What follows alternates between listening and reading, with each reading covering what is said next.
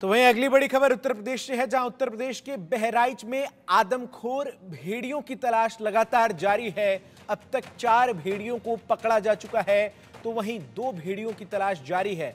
One विभाग की team इन 2 भेड़ियों को ढूंढने में दिन रात जुटी हुई है।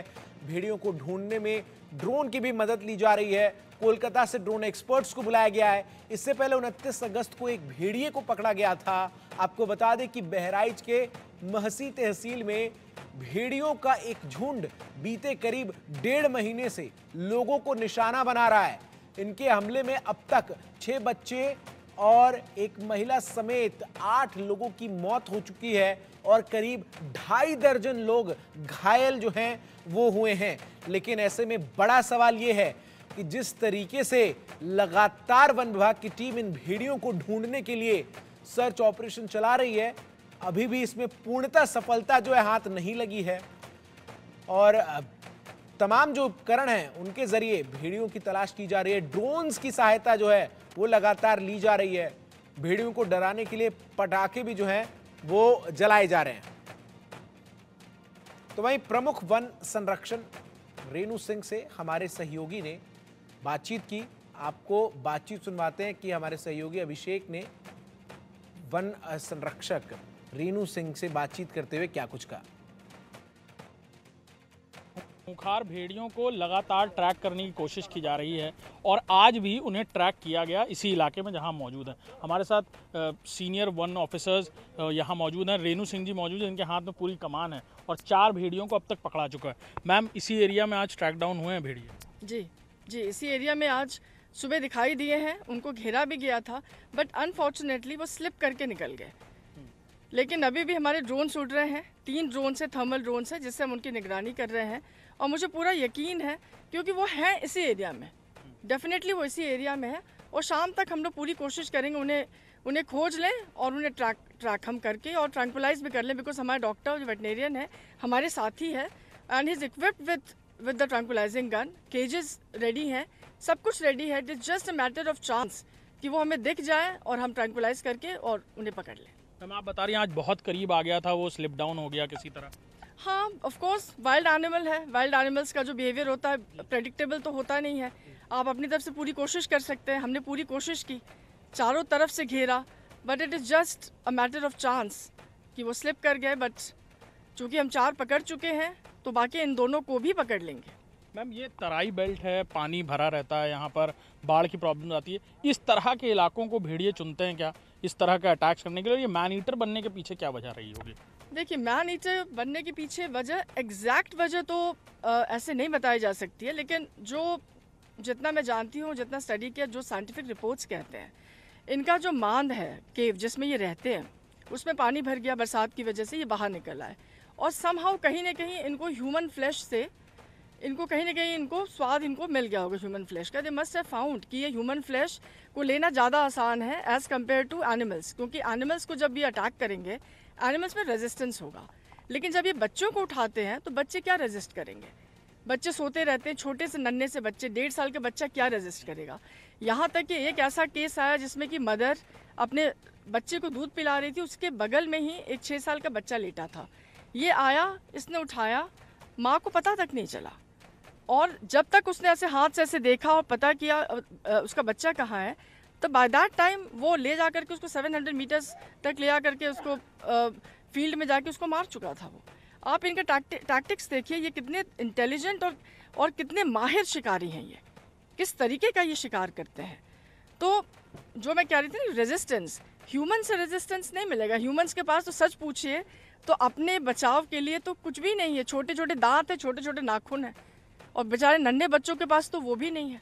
तो we have to use our head, हमें अपना दिमाग यूज़ करके करना पड़ता है। इनको ट्रैक करना और इनको काबू में लेना के लिए हम लोग को we have to use this techniques. हम ये ड्रोन यूज़ कर रहे हैं, इस तरह की चीज़ें यूज़ कर रहे हैं।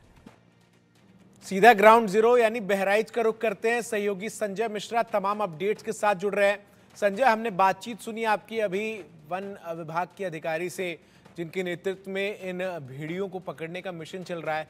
कितनी करीब पहुंच चुकी थी इस बार वन विभाग की टीम, और अब क्या कुछ प्लान है इसके आगे का? जी बिल्कुल, देखिए मैं ताज़ा अपडेट की अगर मैं बात करूं तो हमारे सहयोगी अभिषेक ने आज रेणु सिंह जो प्रमुख वन संरक्षक हैं उनसे बातचीत की।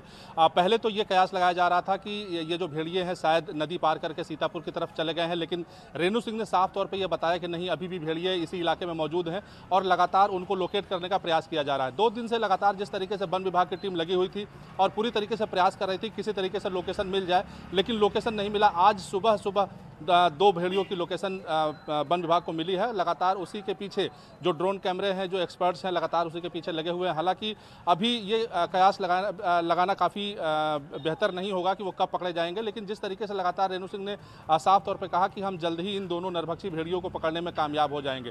हालांकि वहीं दूसरी तरफ अगर हम ग्रामीणों की बात करें तो ग्रामीणों के मन में अभी भी दहशत है और लगातार वो इस बात को जानना चाहते हैं कि आखिर में जो 2 नरभक्षी भेड़िए अभी बचे हुए हैं वो कब तक पकड़े जाएंगे, क्योंकि जब तक ये भेड़िए पकड़े नहीं जाते हैं तब तक शायद गांव वालों को चैन की नींद नहीं मिलेगी। यही वजह है कि लगातार जो वन विभाग की टीम है, जो एक्सपर्ट्स की टीम है, वो लगातार ड्रोन कैमरों से निगरानी कर रही है और लगातार ये प्रयास कर रही है कि कितने जल्दी ये जो भेड़िए हैं, नरभक्षी भेड़िए हैं, वो पकड़े जाएं। जी, और इस पूरे ऑपरेशन में एक्सपर्ट्स को अलग अलग राज्यों से भी बुलाया गया है। जैसी जानकारी सामने आ रही है, ड्रोन एक्सपर्ट जो हैं वो कोलकाता से बुलाए गए हैं।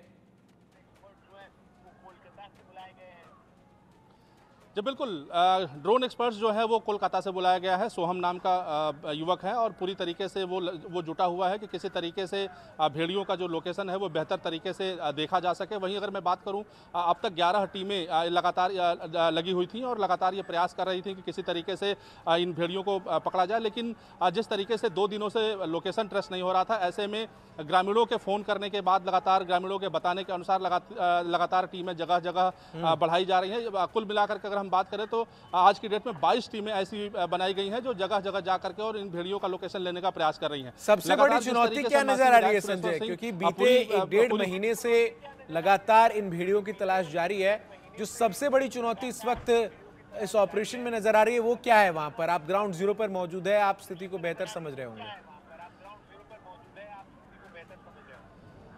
जी बिल्कुल, लगातार देखिए अगर मैं आपको बात करूं, लगातार हम इसको 6 दिनों से लगातार कवर कर रहे हैं और लगातार ग्राउंड जीरो से ही हम दिखाने का प्रयास कर रहे हैं। जो भी इंडिया न्यूज़ के दर्शक हैं लगातार इसको देखने का भी प्रयास कर रहे हैं और सबसे बेहतर तस्वीर इंडिया न्यूज़ दिखाने का प्रयास कर रहा है। मैं अगर अब ग्राउंड जीरो की बात करूं तो जिस तरीके से सबसे बड़ी जो समस्या जो निकल करके आ रही है वो कहीं ना कहीं मौसम की है, क्योंकि इस समय टेम्परेचर सबसे अधिक है और जब टेम्परेचर अधिक होता है तो भेड़ियों को तलाश पाना सबसे बड़ा मुश्किल का काम होता है। वजह यह है कि जो ड्रोन है उसको सही तरीके से आप अधिक टेम्परेचर में उड़ा नहीं सकते हैं, धूप काफ़ी तेज है, उमस भरी गर्मी है और सबसे बड़ी बात यह भी है कि जिस जगह पे भेड़ियों का लोकेशन दिखाई पड़ रहा है उस वहाँ से थोड़ी ही दूर पर नदी है। यही वजह है कि लगातार उस गन्ने की खेती, ग्रासलैंड और नदी का लाभ लेकर के भेड़िए वहाँ से भागने में कामयाब हो जाते हैं और यही वजह है कि कहीं न कहीं जो टेक्निकल टीम है, जो एक्सपर्ट्स टीम है, लगातार उनको परेशानियां हो रही हैं और जिसकी वजह से वो समय से पकड़ नहीं पा रहे हैं। संजय, ये जो लास्ट लोकेशन ट्रेस हुआ है, साफ तौर पे कहा क्या इसके आसपास रिहायशी इलाके हैं? अभी जो लास्ट लेटेस्ट लोकेशन ट्रेस हुई है इन भेड़ियों की, क्या इसके आसपास वैसे इलाके हैं जहां लोग रह रहे हैं और उनके लिए खतरा है? देखिए, कोयलाला एक जगह है जहां पर लगातार भेड़ियों के होने की संभावना जताई जा रही है। रेणु सिंह ने साफ तौर पर बताया कि एक नदी के बीच में एक टापू है जहां पर इनकी मांद है और उसी मांद में ये लौट करके आते हैं। तकरीबन 25 से 30 किलोमीटर दूर ये जा करके वहां हमला करते हैं और उसके बाद ये अपनी मांद में लौट आते हैं। यही वजह है कि एक ही जगह पर वन विभाग की जो टीम है लगातार लोकेट करने का प्रयास कर रही है, क्योंकि घूम करके भेड़िए वहीं पहुंच रहे हैं। अच्छा। और संभवतः पूरी तरीके से ये कयास लगाया जा रहा है कि भेड़िए वहीं पर मिलेंगे और मिलने के बाद उनको पकड़ा जाएगा। जी, मतलब यानी ये कहें कि भेड़ियों ने अपना एक ठिकाना जो है वो परमानेंट कर रखा है और वो रिहायशी इलाकों में घुसते हैं, ग्रामीण जहां रह रहे हैं वहां घुसते हैं, हमला करते हैं और फिर वहां जो है वो निकल जाते हैं।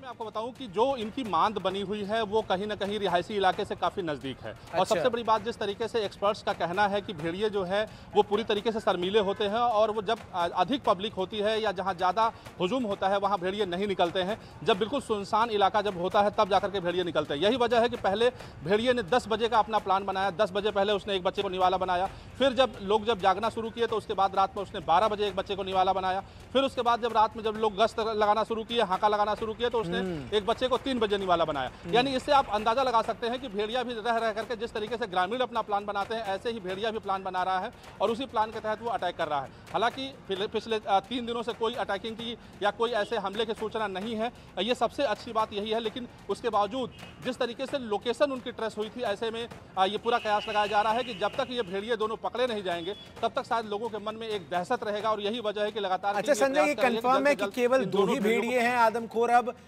पूरे झुंड के, ये कंफर्म है? या क्योंकि ग्रामीणों का कहना था कि 7 से 10 जो हैं वो भेड़िए थे, लेकिन वन विभाग का जो आधिकारिक आंकड़ा है उसके मुताबिक 4 पकड़ लिए गए हैं और 2 जो है वो उनकी तलाश जारी है। देखिए, मैं आपको बताऊं, कहीं ना कहीं अफवाहों का भी बाजार गर्म है, क्योंकि वजह यह है कि जो जयकाल होता है वो भी भेड़िए की शक्ल का ही होता है, बस उसका जो साइज होता है वो छोटा होता है। यही वजह है कि रात में जब सियार जब निकल रहा है तो ग्रामीण उसको देखने के बाद सीधे आदमखोर भेड़िया बता रहे हैं और उसके बताने के बाद वन विभाग की टीम को वहां पहुंचना पड़ रहा है। पहुंचने के बाद कहीं न कहीं वो ट्रेस कर रहे हैं कि ये जयकाल है या ओरिजिनल भेड़िया है। सबसे बड़ी बात यह भी है कि जिस तरीके से पहले जब थर्मल ड्रोन उड़ाया गया था उसमें 4 भेड़ियों की देखने की सूचना मिली थी, जिसके बाद से वन विभाग की टीम को पूरी तरीके से वो मुतमईन हो गए थे कि